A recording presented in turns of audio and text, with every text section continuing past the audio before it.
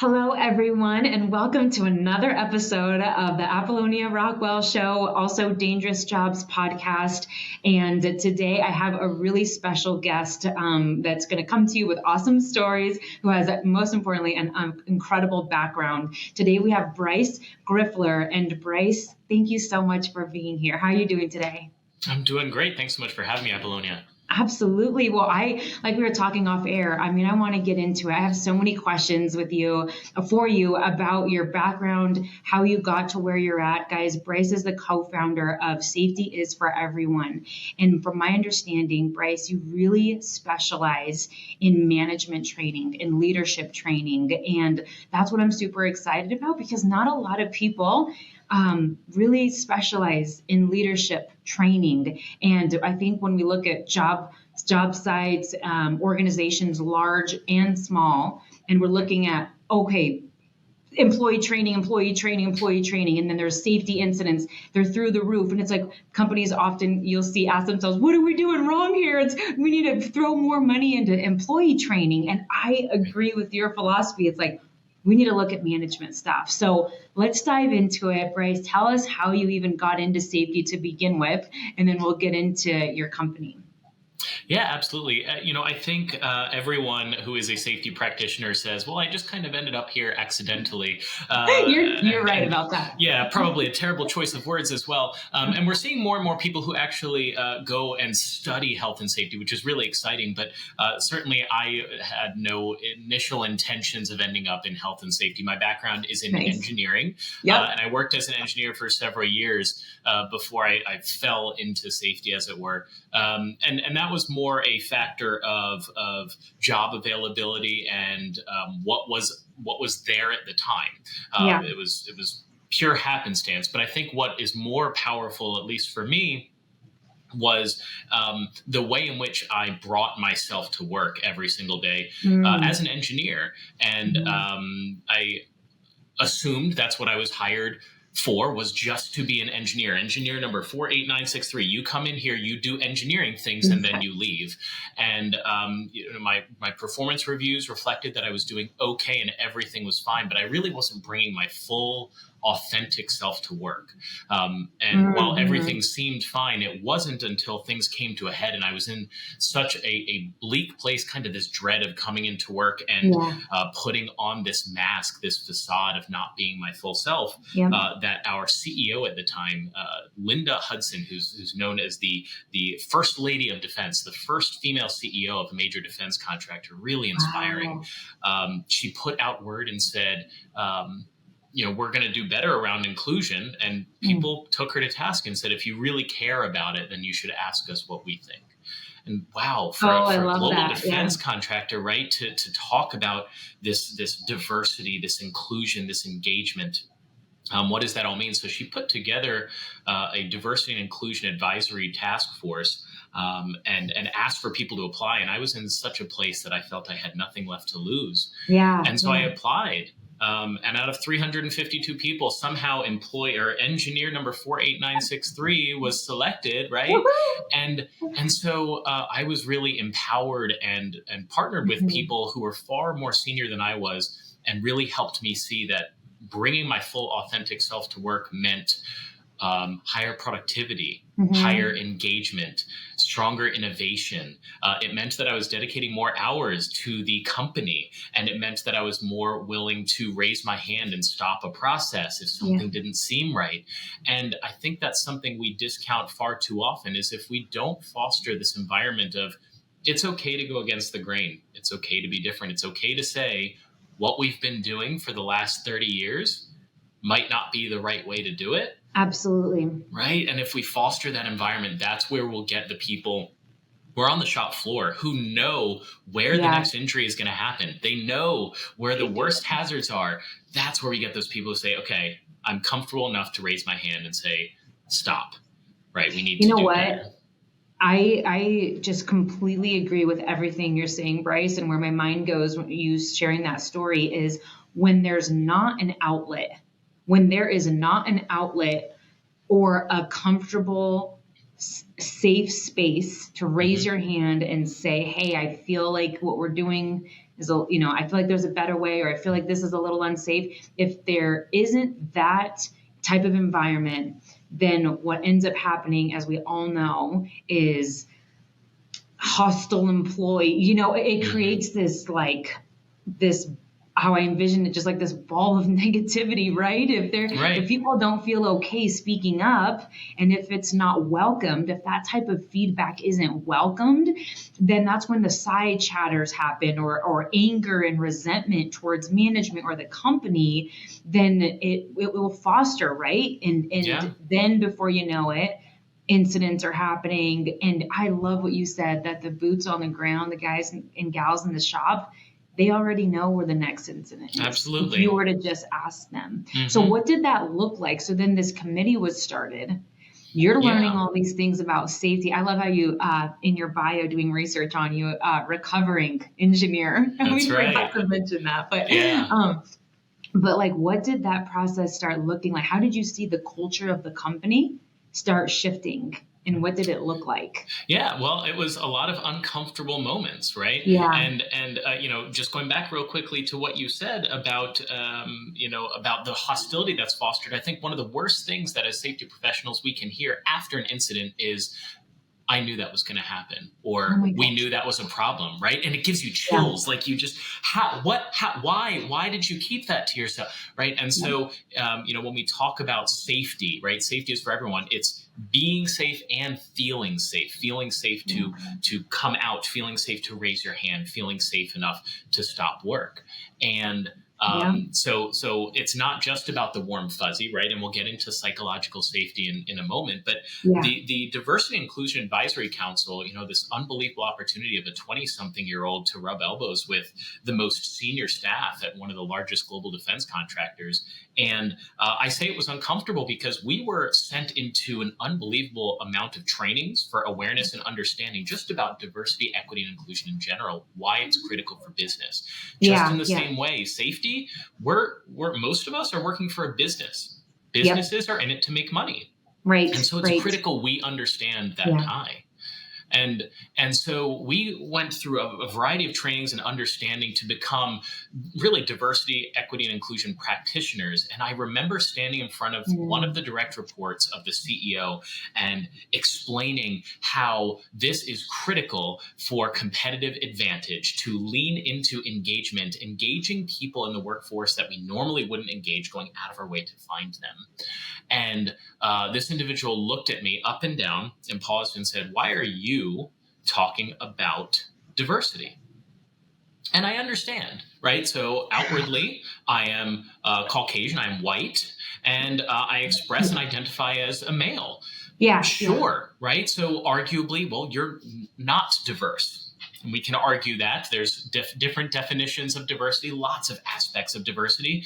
But really, in this particular case, what this individual is getting at was, stand down. You don't have a place because you don't understand. Right? And so uncomfortable, but uncomfortable is where the growth happens, right? Absolutely. If we're not getting uncomfortable, we're not doing the work. And so I looked at her, and at this point I had two options. I could have said, I was selected for this committee. You're right. I'm a white male. But also, you don't know this about me. I am a gay male. Therefore, I check the box of diversity. So leave me alone. Yeah. The second option I could have gone, which is what I did. I said, I'm not sure I understand. We talked about the business case and competitive advantage to drive innovation when we do a better job of engaging all aspects of diversity within our workforce. So if we go back to the slide, whatever, and I talked through, and she wouldn't let it go. No. And neither would I. Right. So we went back and forth a few times, and finally she dropped it. But there are going to continue to be these uncomfortable moments. And as we see them start to subside, we know we're affecting culture, we're impacting, having difficult conversations. But what is perhaps the most powerful is all of the people on the sidelines, the people sitting against the wall in the conference room, the people walking by, your own direct reports who may have overheard you say that. Wow, what an unbelievably powerful message of they're standing up for what we need to be doing better. And I'm going to do the same right off on my own. So that's really was the trajectory and the precipitator of a cultural shift within the organization. And am I hearing you right, Bryce, that sure, when I hear companies implement a program that they're looking for engagement and feedback, I think a lot of the times where companies might fall short is where they're saying, okay, feedback is welcome. We want near hits reported. We want positive moments, negative moment, not just the negative. We want the positive. Here's our box, so to say, or here's the email to submit this to, or here's the text hotline. And then it kind of ends there. But am I hearing you right that when this committee was formed, that it actually required the management team, leadership team, whoever, to go out and speak with boots on the ground and to pull that feedback versus just hope and wish that it would get submitted. So am I hearing you right? That you guys did interviews, so to say, and you were actually requesting feedback from the team on the ground? Yeah. And I mean, I was partially representative of that team on the ground at the time, right? And I think you are getting right to the nail on the head there, which is we can invest tens of millions of dollars in inclusionary practices, in drives to really push for near hit reporting and the most unbelievable safety and health posters you have ever seen. Right, but if the perception of your workforce is that you are not inclusive, that you don't care about engagement, and that you don't care about safety, then that tens of millions of dollars was useless, right? Perception is reality. What an unbelievable, like essentially the CEO forced these individuals to have these uncomfortable conversations and went so far as to say, by a particular year, we're going to mandate that every people manager undergo a several-hour classroom-long training around diversity, equity, and inclusion. And the people who are trained to deliver it are going to be trained facilitators, which I had the privilege of delivering many of. And these were some of the most uncomfortable conversations I've ever had to have. But as I transitioned from being an engineer into being a health and safety practitioner, more and more I began to identify that just in the same way health and safety is about getting better every single day and continuous improvement, right? And our safety management systems all about never being done, always trying to improve and streamline, and also recognizing the bottom line of the business. So too is diversity, equity, and inclusion. As frustrating and tiring as it sometimes may feel to hear about inclusion and getting different minds in the room, we used to have that same sentiment with health and safety, right? And so many of our organizations have moved past the, oh goodness, we're going to talk about health and safety again, to, we actually talk about it at every daily stand-up, and then we talk about it right after lunch break, right? You've seen organizations make this shift, and I think diversity, equity, inclusion is not too far behind. I love that. I love that it's not just a once a month, not even once a year conversation, right? Diversity and inclusion. People hear that and it's like, oh, maybe that's the highlight of September that we're going to be talking about. I mean, for the organization that you were working with at that time, what, made it true high priority, had this committee, it was, what I hear you saying is that it truly was practiced. And the whole company felt it. And so you mentioned something earlier about the psychological pieces, maybe more the behavioral based pieces of safety. Can you tell me more about that and what your perspective is about it? And Yeah, absolutely. So I think when we talk about psychological safety, a lot of people can get a little bit uncomfortable and it seems warm and fuzzy. And that's not what it's about. It's not about kumbaya and making sure everyone has a seat at the table, but it's around fostering an environment that says, if we want to continuously improve, which we beat that drum as health and safety professionals so much, continuous improvement. And if we want to continuously improve, then we need to make difficult decisions with only the data that we have in front of us. And some of those decisions may end up being the wrong decision. And that's a risk, right? Gosh, we know about risk as health and safety professionals, but it's a risk that we're asking people to take now related to their job, right? Related to their livelihood. And there's rightfully so, there's a discomfort in taking that risk and raising our hand and saying, I know we already signed this contract, but I don't think this was the right approach. I know we're Right. 50% of our way in deploying light curtains, but I think we can do better, right? Thinking about our own workforces, how comfortable is it for somebody to raise their hand? And if somebody says, well, it is comfortable for me, okay, let's talk about somebody who maybe has 2 years with that employer or in the workforce. Do you think it's comfortable for them?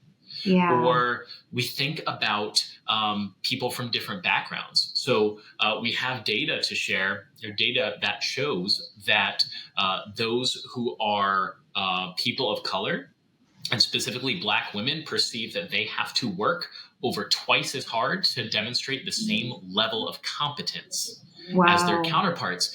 And so thinking about that for a moment, what it would mean like to feel, right? Perception is reality. Yeah. To feel that you have to work twice as hard to be seen as equal to the person sitting next to you. Just understanding that, just as if even if that's not management, I mean, just everyone in the company, if they just understood that, how they would approach a situation differently, how they would approach somebody, have conversations differently. Right. I think that changes everything. Yeah, when and you have that mindset. Yeah. It's uncomfortable. It's uncomfortable to talk about, right? Because there's a tendency for this to feel like a guilt trip if you don't fall into a particular category. And it's not about us versus them. It's not a category. It's not about what we call othering. But it's about understanding that different individuals had different starting lines. The playing field is not level. And it's not about you are better. Everyone has privilege, which is a whole different discussion. And everyone also has bias. That's just something that we have innate in us.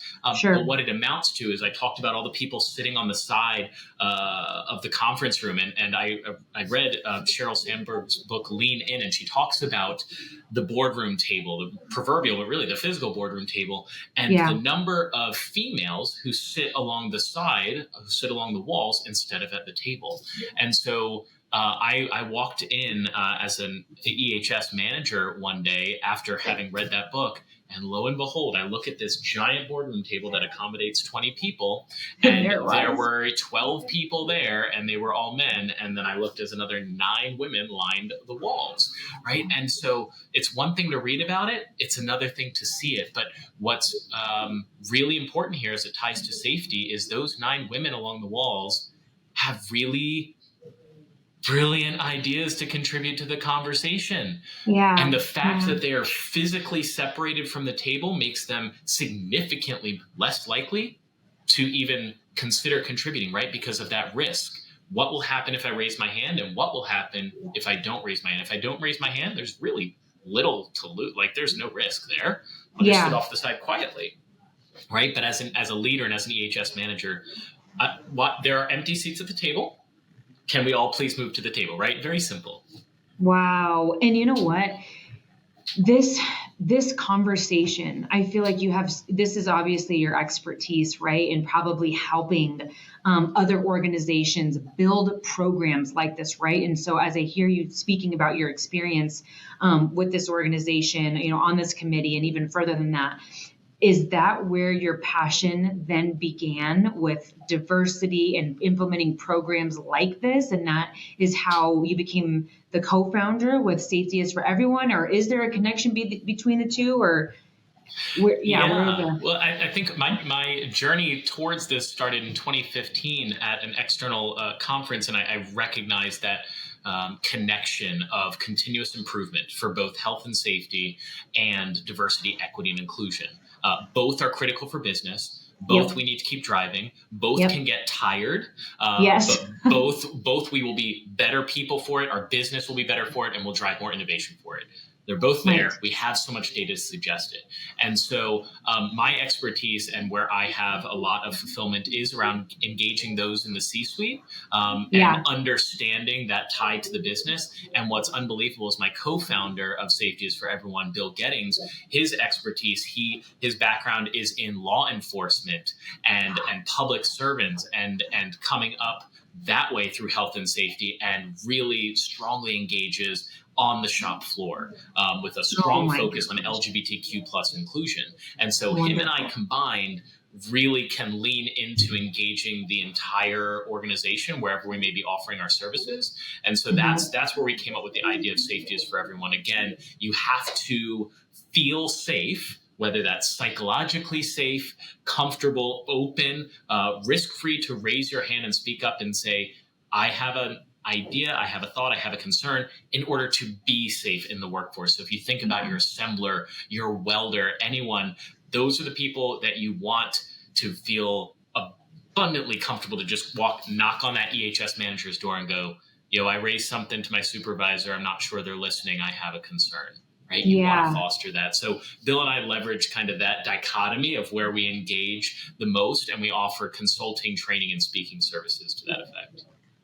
I'm just imagining the conversations you two have. Your backgrounds, recovery engineer, and someone from that type of background, your guys' minds together.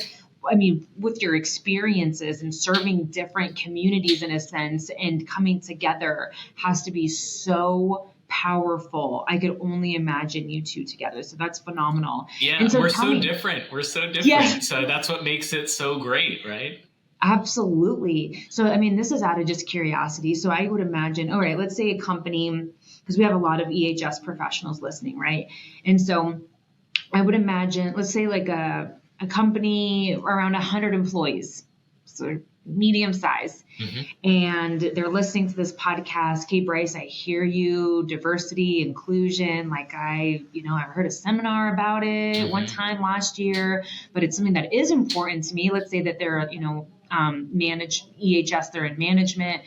How would I implement something so big? Because this isn't a safety policy. This isn't a company policy. This is bigger than all of that. How would your company address something, a question like that, or somebody that's just wanting to get started?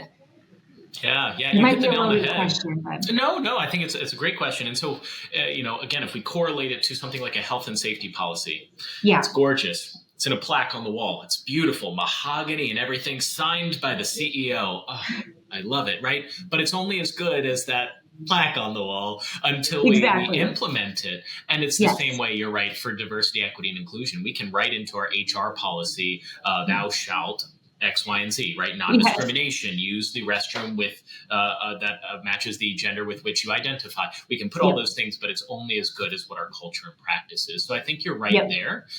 And so I would say first and foremost, it's not something you can do alone.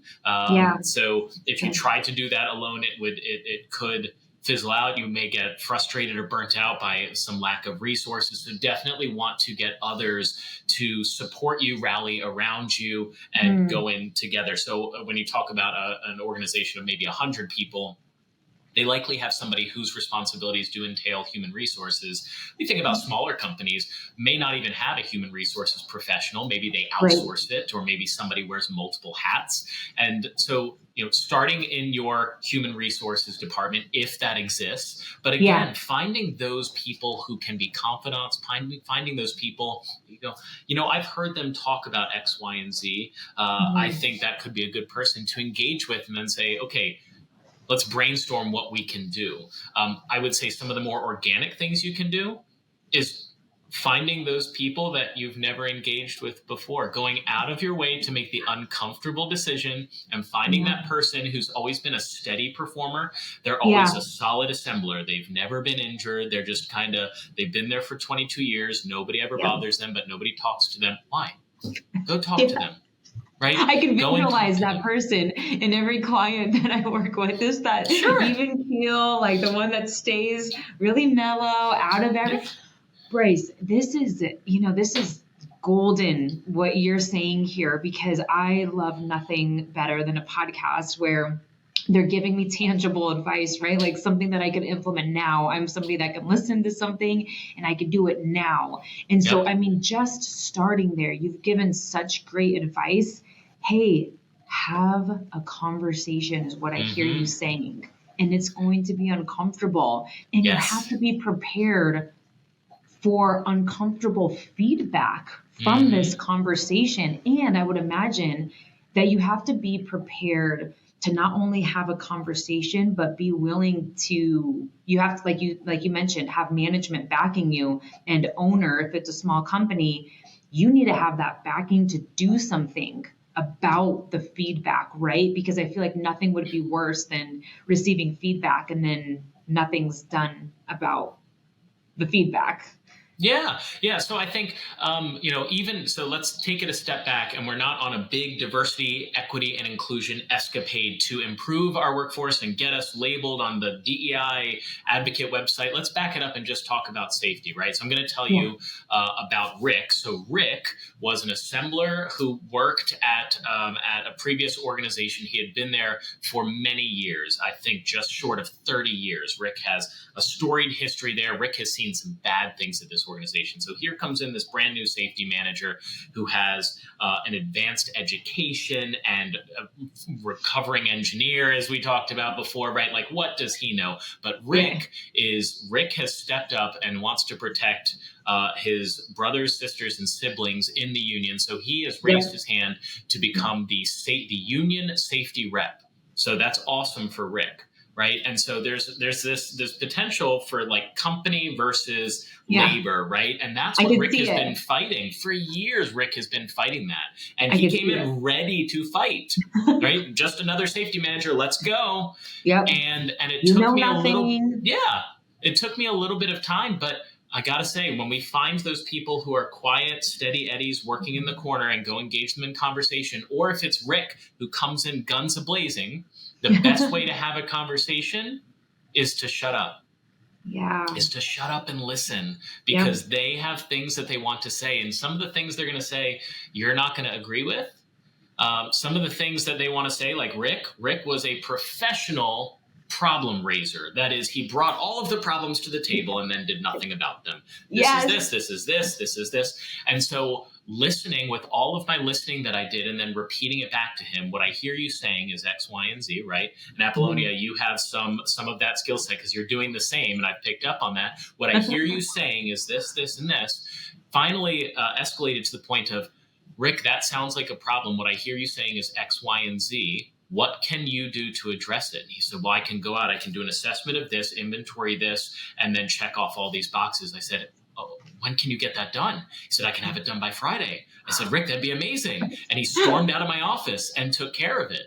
Right. Oh, and my gosh. That's a dream. A great success story of this person who's just constantly battling. I mean, Rick was pulling out emails from the early 90s. Right? Printed emails from the early 90s of, well, this is what the company did. This is what the company said. I'm like, Rick, I wasn't even, right? So that's what that engagement looks like, is just being quiet and listening. And you know what? When there's silence, just be quiet for another few seconds, because they will fill in the silence and they will tell you about the stories they have, their ideas, their brand new grandchild at home, the idea that they have to fix this, address this. Just be quiet. And then what happens is, when you walk away, they have this warm feeling that you actually took a moment, which as Americans, we're not very good at. You took a moment to listen, right? And they're going to come back for more later. Absolutely, Bryce.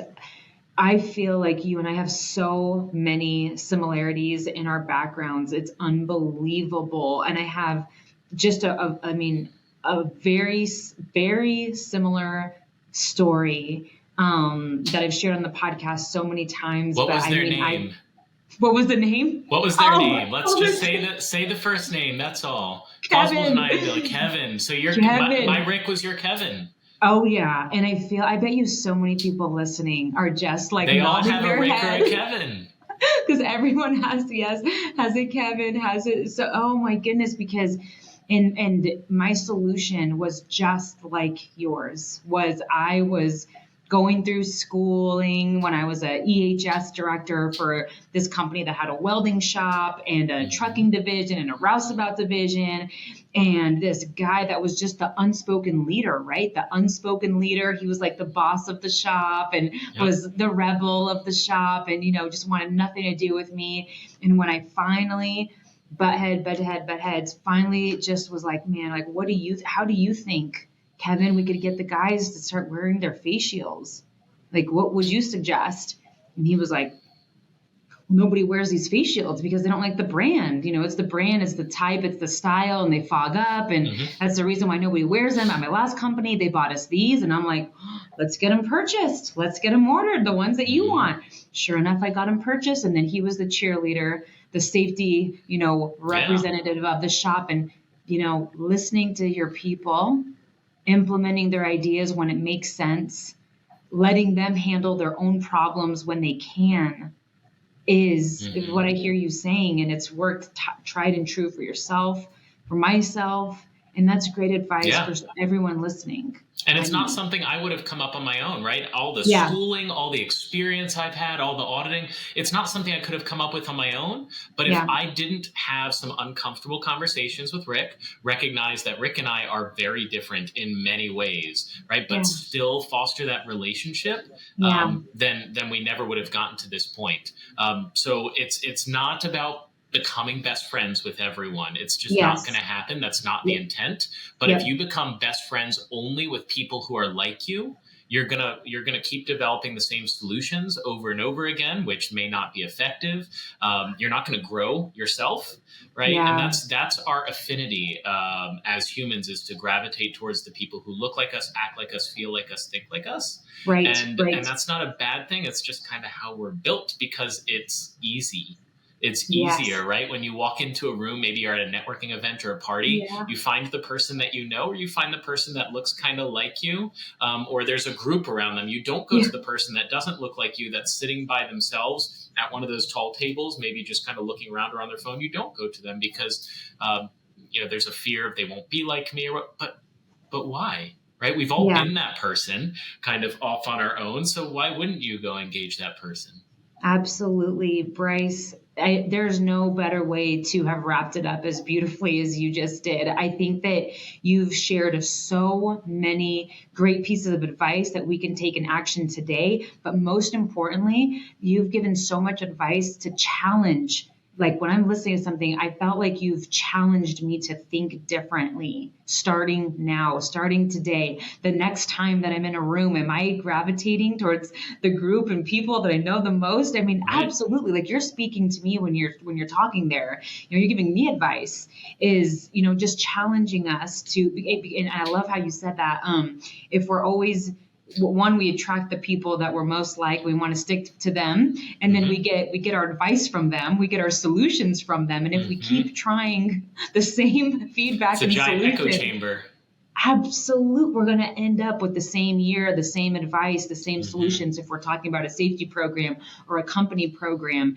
And like you mentioned so many times through this, if it's truly our goal in a health and safety program as a company goal to grow and be better and to do better year after year, we're going to have to start thinking differently to achieve different results.